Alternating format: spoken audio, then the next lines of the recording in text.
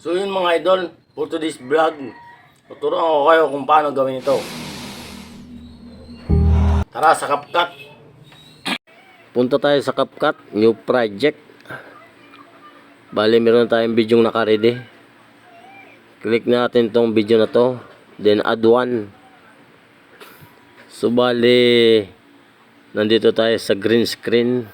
Background natin green. Ayan mga idol. Mag-aarte lang tayong kunyari umaandar.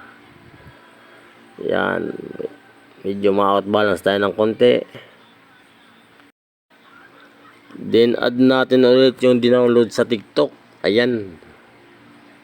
Tapos search kayo mga idol sa TikTok yung drone shot.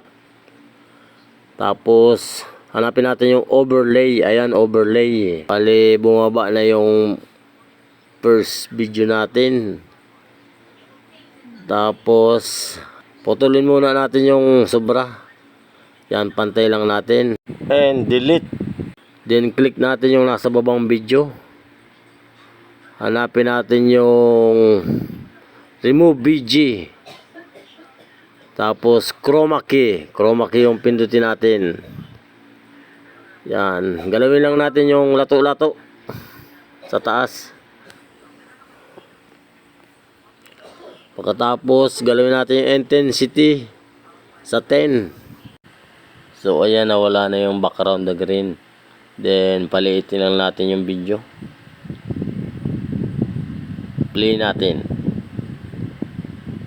Oh. Sana may natutunan kayo mga idol. Don't forget follow, like and share.